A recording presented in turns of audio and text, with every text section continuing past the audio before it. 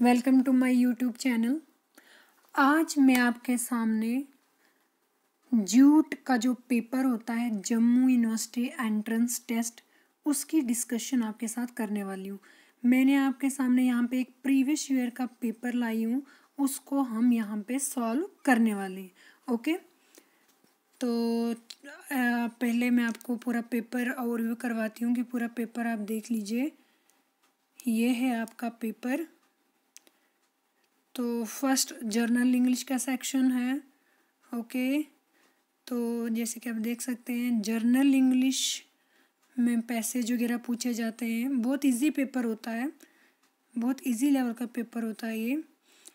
हर इंसान जो थोड़ा बहुत अच्छे से इसको प्रैक्टिस करेगा वो इजीली अटेम्प्ट कर सकता है। तो देख सकते हैं 40 क्वेश्चन जो होते हैं, 40 क्वेश्चन इंग्लिश से पूछे जाते हैं। Okay, then general knowledge second section इसमें होता है। ओके, 40 क्वेश्चन इसके भी होते हैं। Then reasoning. ओके, ये देखिए, तो ये रीजनिंग के क्वेश्चंस हैं। देन फोर्थ सेक्शन जो इसमें होता है वो क्वांटिटेटिव एप्टीट्यूड पूछा जाता है। टोटल इसमें जूट में जम्मू यूनिवर्सिटी एंट्रेंस टेस्ट जो होता है इसमें 150 क्वेश्चंस पूछे जाते हैं। ओके, तो 4 सेक्शंस होती हैं। जर्नल इंग्लिश के बाद जनरल नॉलेज के बारे में, देन उसके बाद आपके पास होता है रीजनिंग और लास्ट पे होता है क्वांटिटेटिव एप्टीट्यूड। तो ये पेपर मैं आपको यहाँ पे सॉल्व करवाऊँगी। ओके, मैं खुद भी जम्मू यूनिवर्सिटी की स्टूडेंट हूँ, तो मैं आपको प्रॉपरली गाइड करूँगी कि कैसे आपको जूट का पेपर क्रैक करना है। ओके, तो फिलहाल आज मैं जर्नल नॉलेज से स्टार्ट करती हूँ। आज हम यहाँ पे जर्नल नॉलेज के जो 40 क्वेश्चंस हैं उनको हम अच्छे से यहाँ पे डिस्कस करने वाले हैं। बहुत नॉलेज मिलेगी आपको इसको पेपर को डिस्कस करने से, ताकि आपको पता लगेगा कि पेपर क्रैक कैसे होता है। ओके, बहुत ज़्यादा इन्फॉर्मेशन मैं आपको यहाँ से दूंगी, तो आप मेरे साथ बने रहिए।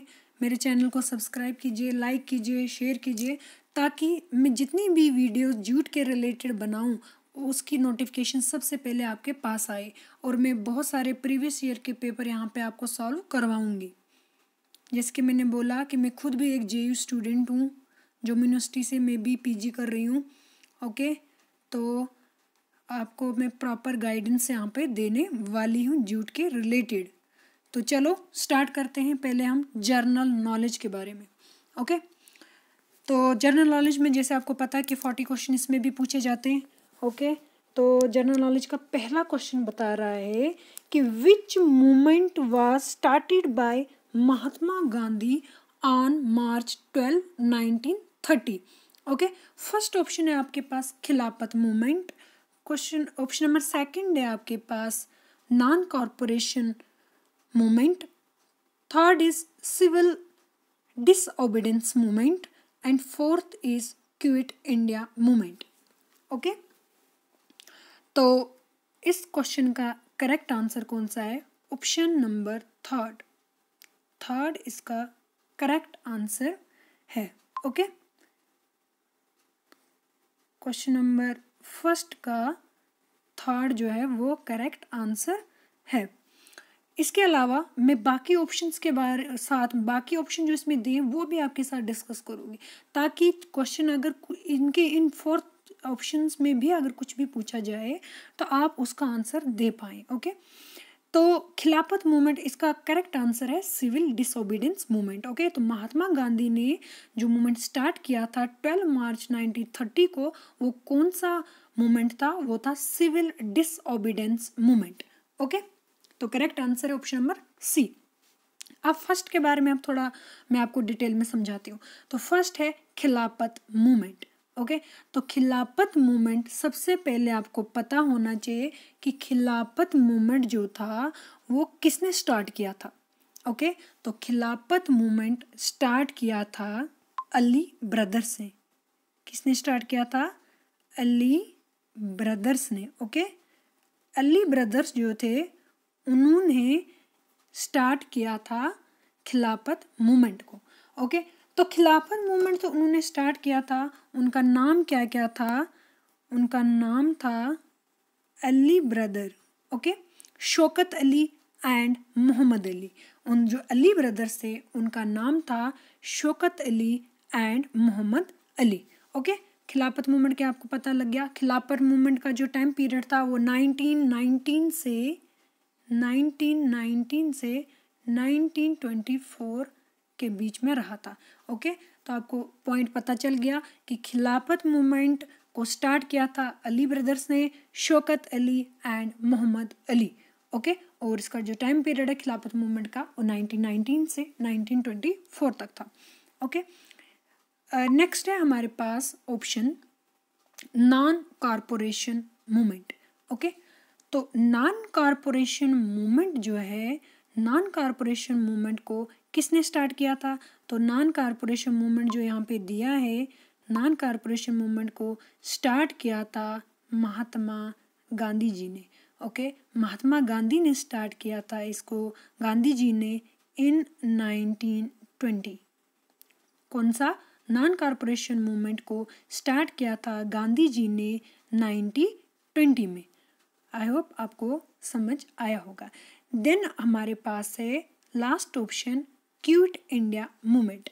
ओके, जो क्विट इंडिया मूवमेंट था जिसको और क्या हम कहते हैं, आपके पास क्वेश्चन ऐसे भी आ सकता है कि जो क्विट इंडिया मूवमेंट है इज आल्सो नोन एज, तो आपको पता होना चाहिए जो क्विट इंडिया मूवमेंट है इसको अगस्त क्रांति मूवमेंट भी कहा जाता है। क्या कहा जाता है? अगस्त क्रांति मूवमेंट। ओके, तो क्विट इंडिया मूवमेंट को अगस्त क्रांति मूवमेंट भी कहा जाता है, ये आपको पता होना चाहिए। ओके, और ये भी आपको पता होना चाहिए कि जो ये क्विट इंडिया मूवमेंट है ये किसने स्टार्ट किया था? ये भी मोहनदास करमचंद गांधी ने स्टार्ट किया था। किसने किया था?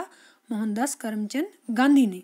ठीक, तो आपको आई होप इन चारों ऑप्शन जो मैंने आपको समझाए इसके बारे में आपको अच्छे से समझ आई होगी। क्वेश्चन नंबर सेकंड पे चलते हैं। अब क्वेश्चन नंबर सेकंड बता रहा है the Lakshadweep and Andaman and Nicobar islands in India are classified as. First option है आपके पास स्टेट्स, सेकंड ऑप्शन है आपके पास डिस्ट्रिक्ट, थर्ड ऑप्शन है आपके पास कैपिटल्स, फोर्थ ऑप्शन है आपके पास यूनियन टेरिटरीज। ओके, जैसे कि आप सबको पता होगा कि जो लक्षद्वीप और अंडमान एंड निकोबार आइलैंड्स है उनको क्लासिफाई किया जाता है यूनियन टेरिटरीज में। ओके, तो इससे अगर हम देखें यूनियन टेरिटरीज कौन कौन सी हमारे पास, कौन कौन सी है? फर्स्ट हमारे पास लद्दाख है, सेकंड हमारे पास जे.एंड.के है। ओके, थर्ड अगर हम देखें तो पुडुचेरी है।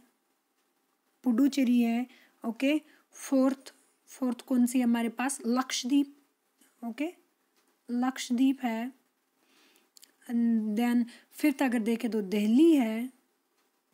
ओके, इसके अलावा चंडीगढ़ है। चंडीगढ़ के अलावा Dadra and Nagar Haveli and Daman and Diu, ये इकट्ठी एक यूनियन टेरिटरी। ठीक, एंड लास्ट कौन सी है? अंडमान एंड निकोबार। ओके, तो आपको पता लगा कि हमारे पास यूनियन टेरिटरीज कौन कौन सी है? लद्दाख है, जम्मू कश्मीर है, पुडुचेरी है, लक्षद्वीप है, दिल्ली है, चंडीगढ़ है, Dadra and Nagar Haveli and Daman and Diu, ये एक ही यूनियन टेरिटरी है। और लास्ट कौन सी है? Andaman and Nicobar islands. Okay, तो नेक्स्ट क्वेश्चन पे चलते हैं अब हम। क्वेश्चन नंबर थर्ड है हमारे पास Brahmaputra river is also known as. Brahmaputra river को क्या कहा जाता है? फर्स्ट ऑप्शन है आपके पास बरलुंगबुथुर, सेकंड इज सांगमो Brahmaputra, third is Yarlung Tsangpo and D is all of above. Okay, तो आई होप आपको पता होगा, पढ़ा होगा आपने कि जो ब्रह्मपुत्र रिवर है इसके बारे में क्या क्या कहा जाता है, इसका करेक्ट आंसर कौन सा है? तो इसका करेक्ट आंसर है ऑप्शन नंबर डी। कौन सा है? Option number D, all of the above. Okay, तो करेक्ट आंसर क्या है? ऑल ऑफ द अबो। ये जो बुरलुंगबुथुर है, ये कहाँ पे इसको कहा जाता है? सबसे पहले तो आपको फर्स्ट पता होना चाहिए, जो ब्रह्मपुत्रा रिवर है ये ओरिजिनेट कहाँ से होती है? तो ब्रह्मपुत्रा रिवर जो है ये ओरिजिनेट होती है Chemayungdung glacier. Okay, Chemayungdung glacier से। तो ये चेमायुंगडुंग ग्लेशियर से ब्रह्मपुत्रा रिवर ओरिजिनेट होती है, जो कि कहाँ पे ये चेमायुंगडुंग ग्लेशियर लोकेट है? Northern side of the Himalayas, जो हिमालय का नॉर्दर्न साइड है वहाँ पे चेमायुंगडुंग ग्लेशियर लोकेटेड है, तो जहाँ से ब्रह्मपुत्रा रिवर ओरिजिनेट होती है। ठीक, देन मैंने आपको बताया कि ये जो बुरलुंगबुथुर है इसको कहाँ पे, कौन से लोग इसको बोलते हैं? जो बोडो पीपल हैं, कौन से? एक minute, Bodo people of Assam. Okay, जो बोडो पीपल हैं आसाम के, वो ब्रह्मपुत्रा रिवर को बोलते हैं बुरलुंगबुथुर। ओके, देन हमारे पास अगर आपसे क्वेश्चन ये भी पूछा जाएगा कि अरुणाचल प्रदेश में ब्रह्मपुत्रा रिवर को क्या कहा जाता है, तो अगर अरुणाचल प्रदेश में देखें तो ब्रह्मपुत्रा रिवर को वहाँ पे क्या कहा जाता है? दिहांग। क्या कहा जाता है? दिहांग कहा जाता है। ओके, और आपको जैसे पता है कि अगर बांग्लादेश में देखें तो वहाँ पे जमुना कहा जाता है ब्रह्मपुत्रा रिवर को।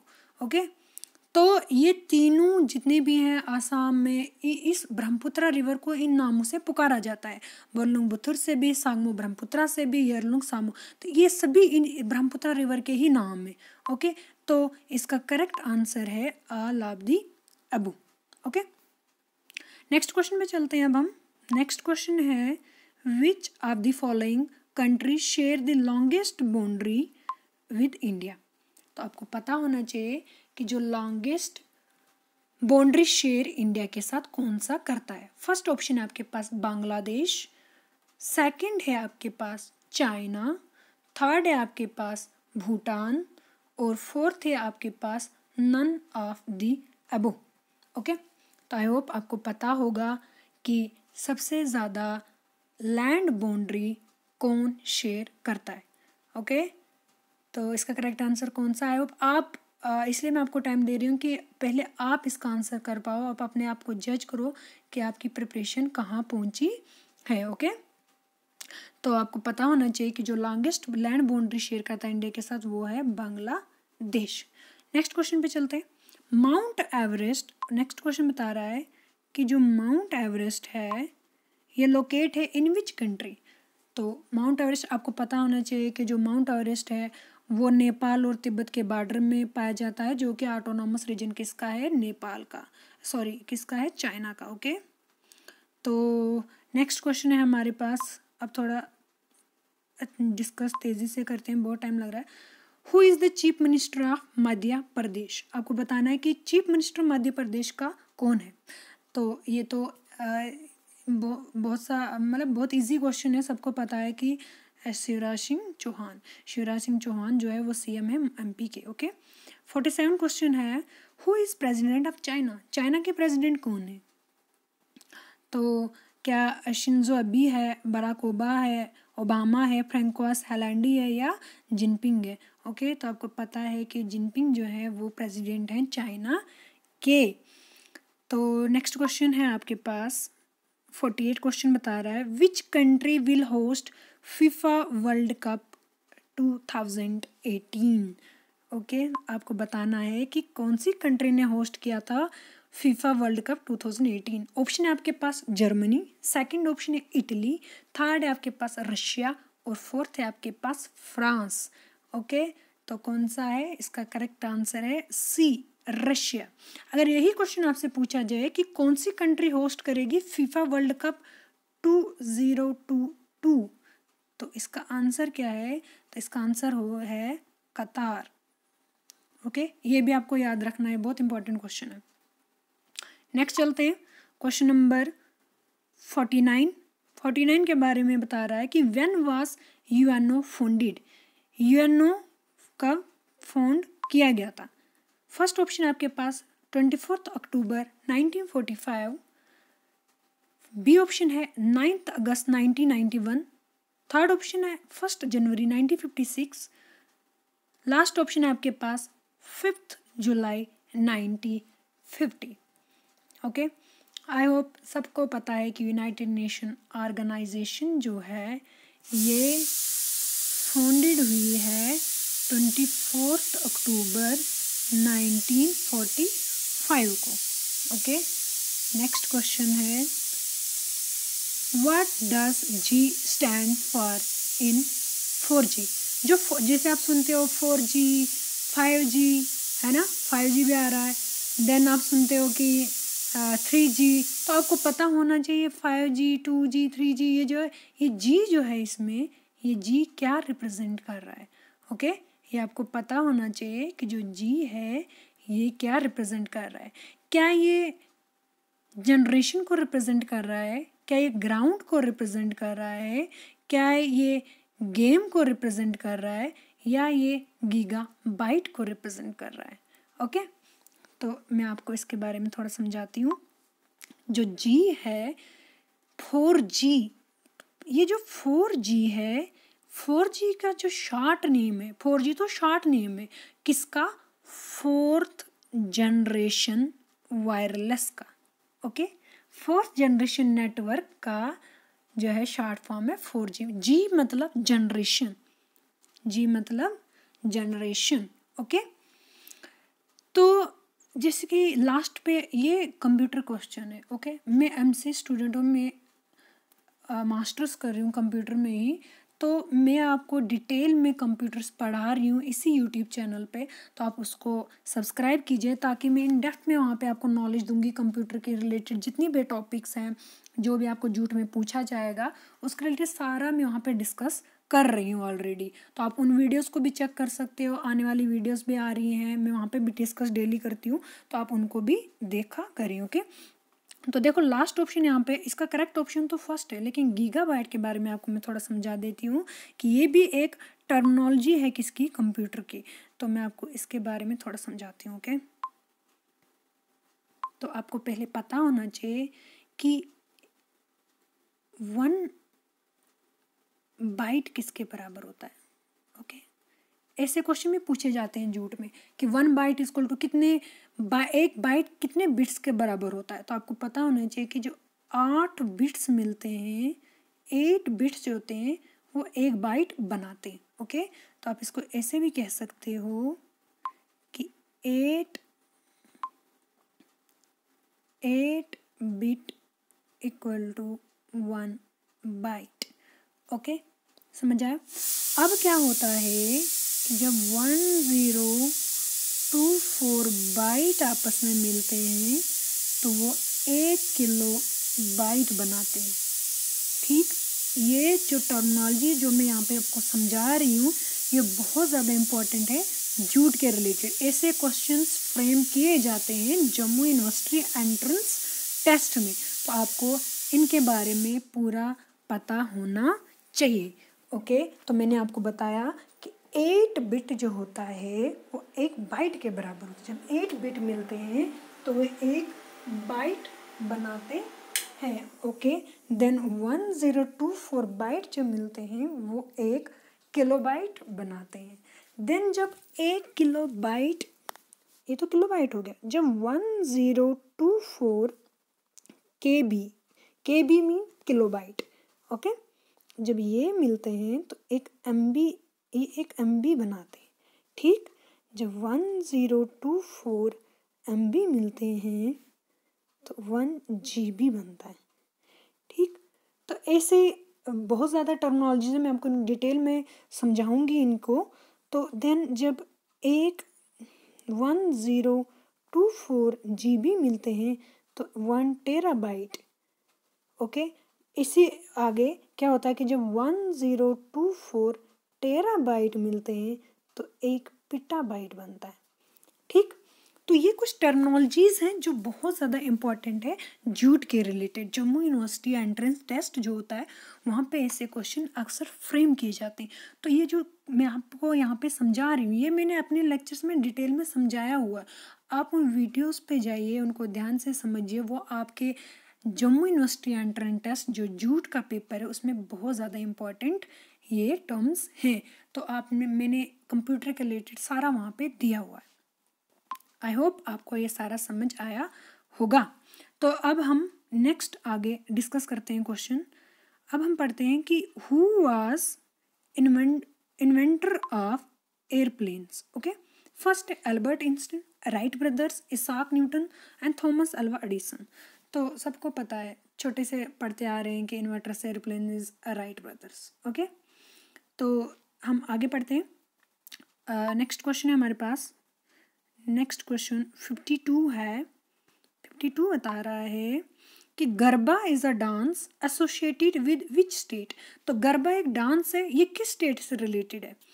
फर्स्ट ऑप्शन आपके पास Rajasthan, B is Manipur, third is Gujarat and D is Punjab. तो आपको पता है जो गरबा खेला जाता है वो गुजरात का डांस है। ओके, इसके अलावा आपको पंजाब का भी पता होना चाहिए। आपको पता है भांगड़ा पंजाब का फेमस डांस है, ठीक है। एंड मणिपुरी डांस जो कि क्लासिकल डांस होता है मणिपुरी, वो मणिपुर का है। और आपको पता है कि जो राजस्थान का है फेमस डांस वो घूमर। ओके, तो ये जितने भी क्लासिकल डांस है, फेमस डांस जिस भी स्टेट के रिलेटेड है, ऐसे क्वेश्चन आपको पता होने चाहिए। तो चलो, आई होप आपको समझ आया होगा। तो नेक्स्ट क्वेश्चन पे चलते हैं। नेक्स्ट क्वेश्चन है आपके पास 53 बता रहा है Who won the women's singles Wimbledon Championship 2016? First is Neha Sehwal, B is Serena Williams, third is Sania Mirza, and D is Maria Sharapova. Okay, तो इसका करेक्ट आंसर है option number B, Serena Williams. Okay, तो next है question, Thames river flows through which country. Okay, बहुत easy question पूछे जाते हैं jute में, इतने भी टफ क्वेश्चन नहीं होते। जो इजीली आप आंसर कर पाओ वही क्वेश्चन पूछे जाते हैं। तो थैम्स रिवर कौन सी कंट्री से फ्लो करती है? फर्स्ट ऑप्शन है आपके पास यूके, सेकंड है USA, third is China and D is Australia. तो इसका करेक्ट आंसर है option number first, UK, United kingdom. Okay, तो नेक्स्ट क्वेश्चन है आपके पास 55 क्वेश्चन है, what is the capital of Germany. Germany की कैपिटल कौन सी है? फर्स्ट ऑप्शन है आपके पास बर्लिन, सेकंड ऑप्शन है आपके पास Athens, third is Frankfurt, D is Perth. Okay, तो कैपिटल जो जर्मनी की है वो है बर्लिन। ऑप्शन ए जो है वो करेक्ट आंसर है। ओके, 56 पे चलते हैं अब हम। 56 क्वेश्चन पे 56 क्वेश्चन बता रहा है कि आयरन मैन ऑफ इंडिया किसे कहा जाता है। Okay, iron man of India जो है वो किसे कहा जाता है? फर्स्ट ऑप्शन है आपके पास महात्मा गांधी, सेकंड ऑप्शन है जवाहरलाल नेहरू, थर्ड ऑप्शन है आपके पास Subhash Chandra Bose and fourth option है आपके पास सरदार वल्लभ भाई पटेल। ओके, तो इसका बहुत ही इजी आंसर है कि iron man of India Sardar Vallabh भाई पटेल जी को कहा जाता है। ओके, महात्मा गांधी को क्या कहा जाता है? महात्मा गांधी को बापू के सारे नाम से जाते हैं। चाचा नेहरू, जवाहरलाल नेहरू को सुभाष चंद्र बोस है उनको नेताजी कहा जाता है। ओके, तो जो आयरन मैन ऑफ इंडिया कहा जाता है वो कहा जाता है सरदार वल्लभ भाई पटेल को। ओके, आई होप आपको समझ आया होगा। 57 क्वेश्चन है आपके पास, washing soda is a common name for, first option है कैल्शियम बाइकार्बोनेट, बी ऑप्शन है सोडियम कार्बोनेट, सी ऑप्शन है table sugar and D is ammonia. तो आपको पता होना चाहिए जो वॉशिंग सोडा है ये कॉमन नेम है किसका? सोडियम कार्बोनेट का। Okay, Na2CO3। Okay, sodium carbonate. 58 question है, when is world population day celebrated. World population day कब सेलिब्रेट किया जाता है? तो वर्ल्ड पॉपुलेशन डे सेलिब्रेट किया जाता है कब? आंसर कौन सा आएगा इसका करेक्ट? इसका करेक्ट आंसर है 11 जुलाई। ओके, तो 11 जुलाई वर्ल्ड पॉपुलेशन डे सेलिब्रेट किया जाता है। 59 क्वेश्चन है आपके पास। Who was the first prime minister of India? आपको बोलना है कि पहला प्राइम मिनिस्टर इंडिया का कौन था। ओके, फर्स्ट है Jawaharlal Nehru, second option is बाल गंगाधर तिलक, थर्ड ऑप्शन है राजेंद्र प्रसाद, डी सर्वपल्ली राधाकृष्णन। ओके, तो आपको पता होना चाहिए कि जो पहले प्रधानमंत्री थे इंडिया के वो कौन थे? वो थे जवाहरलाल नेहरू। ओके, अगर यही क्वेश्चन आपसे पूछा जाए, अगर यही क्वेश्चन रिपीट हो कि who was the second prime minister of India, तो second prime minister of India कौन थे? आप मुझे इसका आंसर कमेंट सेक्शन में दीजिएगा कि सेकंड प्राइम मिनिस्टर इंडिया के कौन थे। ओके, नेक्स्ट पे चलते हैं अब हम। क्वेश्चन नंबर 60 बता रहा है कि एनीमिया जो कि एक डिजीज है, anaemia is caused due to the deficiency of, जो एनीमिया एक डिजीज है ये किस चीज़ की डेफिशिएंसी के कारण होता है? फर्स्ट ऑप्शन है iron, second is zinc, third is vitamin D and fourth is vitamin C. Okay, तो मैं आपको बता दूं कि जो एनीमिया डिजीज़ है ये किन चीज़ों से होती है? जब हमारी बॉडी के अंदर आयरन की डेफिशिएंसी हो जाती है तो एनीमिया काज होता है। इसके अलावा जब विटामिन B12 की कमी हो जाती है, विटामिन A की कमी हो जाती है, तब भी एनीमिया काज होता है। लेकिन अगर हम ओवरऑल देखें तो एनीमिया काज्ड होता है due to the deficiency of iron. Option A correct answer इसका है। ओके, क्वेश्चन नंबर 61 पे चलते हैं अब हम। 61 बता रहा है the national song of India was composed bye, first is Rabindranath Tagore, second is Jaishankar Prasad, third is Bankim Chandra Chatterjee and D is Iqbal. Okay, तो अब सबको पता होगा